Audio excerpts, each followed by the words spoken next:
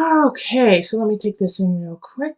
We do have two people showing up in this reading in the reverse. The Page of Swords, which is often an air sign, so Aquarius, Gemini, Libra, and then also the King of Cups, who is water sign, so Cancer, Scorpio, Pisces energy, and they're both in the reverse and they're right next to each other. So I get this feeling like they may be working together against you, or they may be working together and you're like a third party to them. So it could be in relationship. You could be the person on the side and you don't know it, or but more so like the Page of Swords energy is young, is very young. So this could be a child, and then the King of Cups, an adult. So you could be seeing somebody who has a child, or it could be your partner if you have a child with them. But also, I do see this dynamic at work where it's like you're working with someone maybe over a project you adore, or you are working with a project with two other people, and they see eye to eye, but you don't see eye to eye with either of them. And the thing is they're in the reverse, so they're not working in their highest energy. They're actually working kind of in a conniving, deceitful way. Like the Page of Swords, might just call you names and be really immature and be like, oh, are you a slowy slowpoke? Like that is what a 5-year-old would say.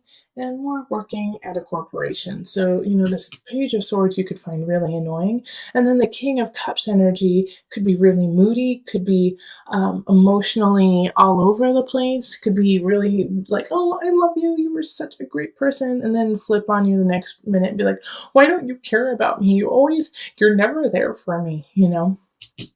Yeah, the King of Cups, they're moody people. They're very, very moody. And the thing is a lot of times they don't see it and they don't get it that they're being moody because they're just kind of ebbing and flowing with the tides of their emotion. But the reason why these two are the first thing I focused on is just what is around them, what is around them here. We have Death, Three of Pentacles reversed, the World, and Six of Cups. And so you're going to have to make some decisions. You're going to have to make some decisions on how much influence they have in your life, how much influence they're going to have in your future,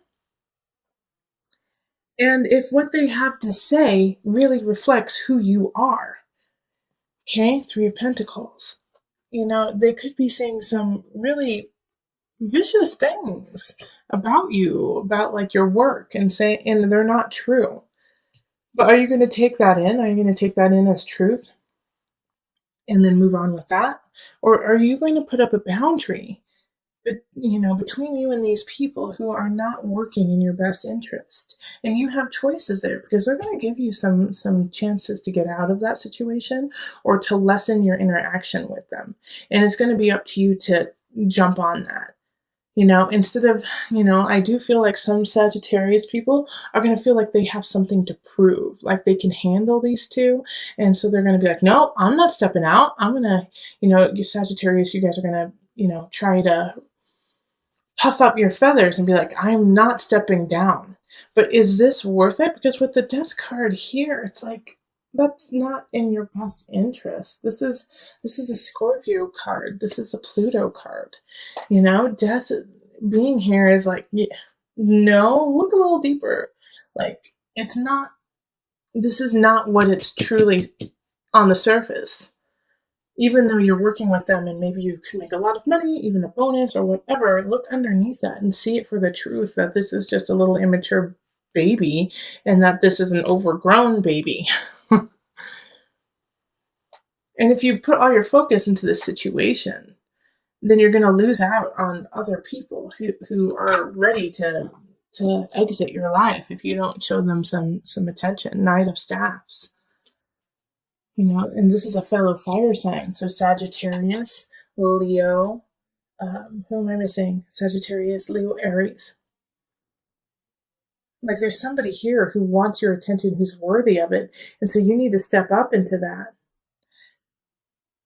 and say, oh my gosh, you're awesome. I'm so sorry. I've been so sidetracked with some babies.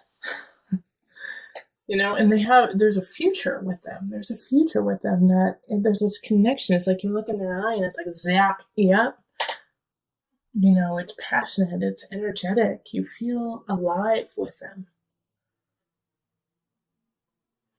And if you're in a really solid relationship, and so you're not even in this realm of looking for somebody, this is you. This is a Knight of Staffs. This is you. Fire.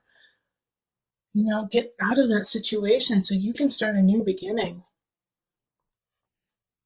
And you have to take those steps to get to your future, to get to the world, which is like, this is the end and the beginning, 21.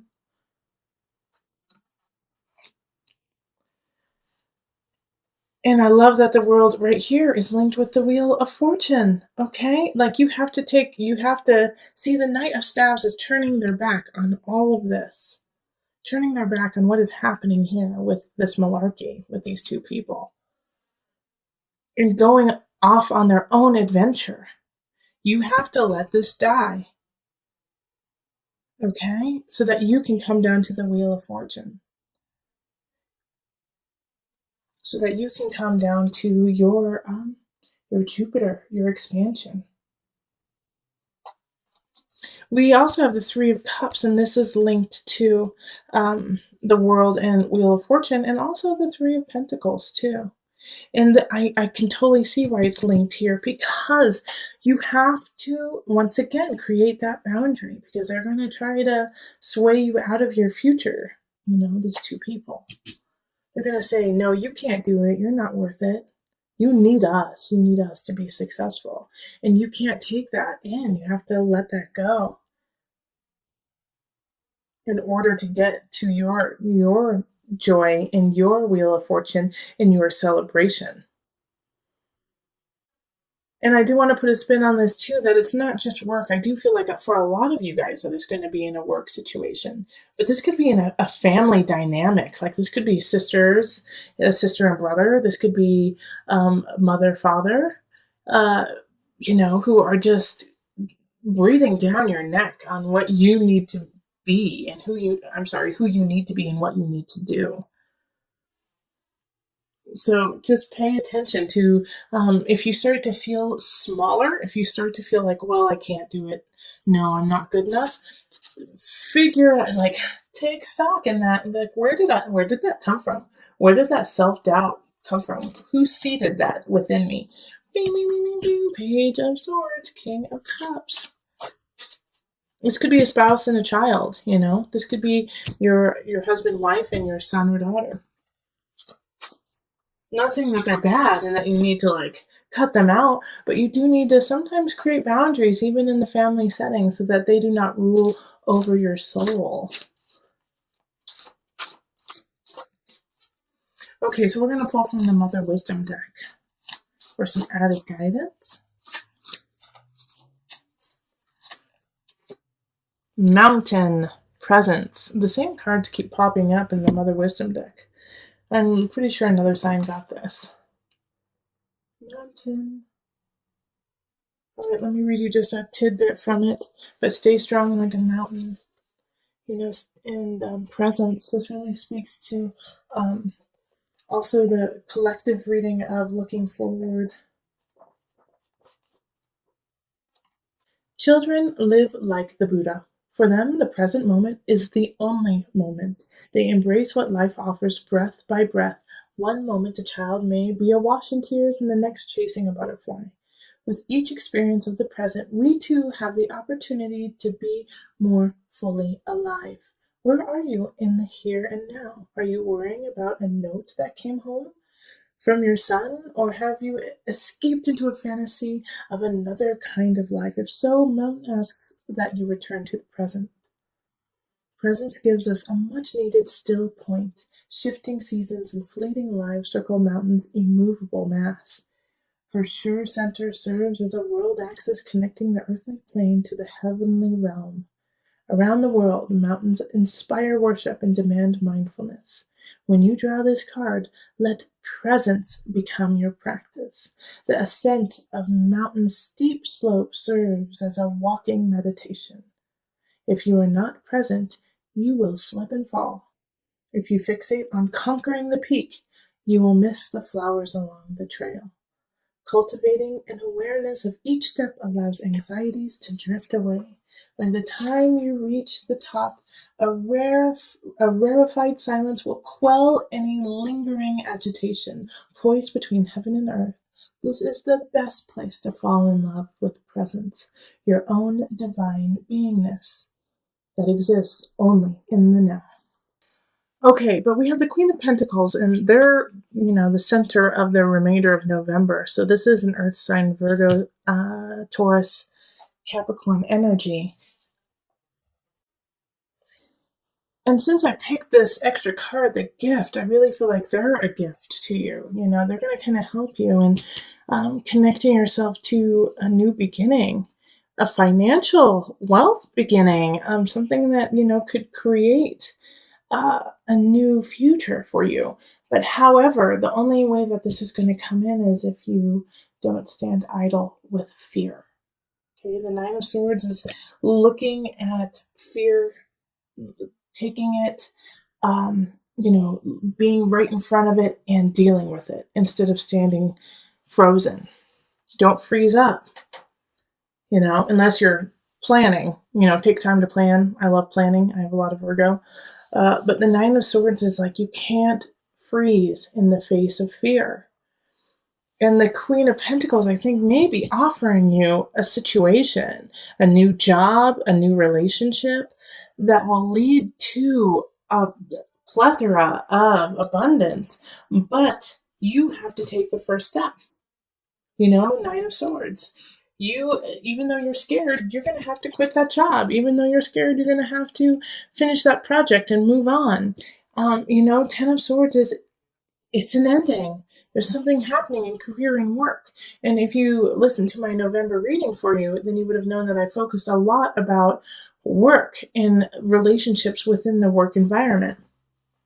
And so this is saying, yeah, it's time to let it go. Something's not working. You gotta cut ties so that you can have this gift come in. And I know it's going to be hard because in relationship, there's some people who don't have your back, who are not like, okay, follow your heart, follow your dream, go for it. They're like, why the hell would you leave such a good job? You've got benefits. It's 9 to 5. It's easy to do. Why would you leave it? You're throwing away a good situation. And, there's always going to be somebody who's against you. There's always going to be somebody who's against what you believe and what you need to happen in your life.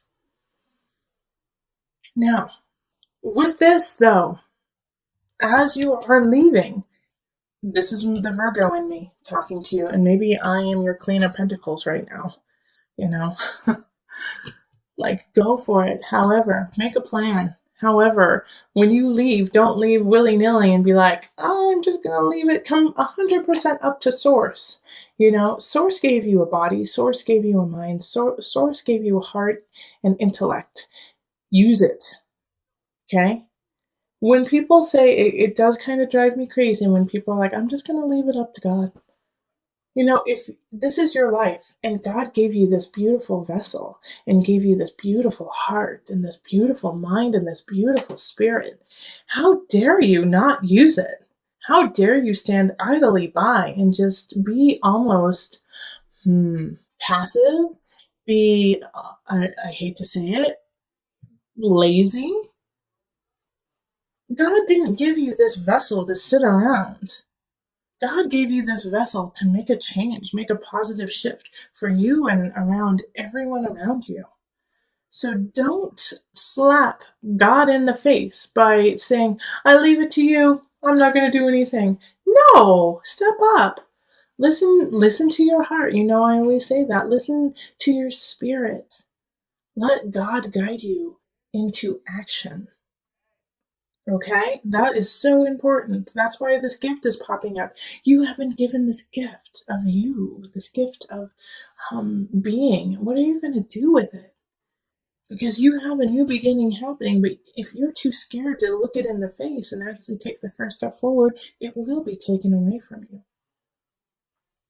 All right, so let's call on the angel cards just to wrap it up and bring it all together. Archangel Michael. Yeah. All right. You're working very closely with this powerful archangel who's protecting and guiding you through this situation. You have guidance, you have protection. Go for it, Sagittarius.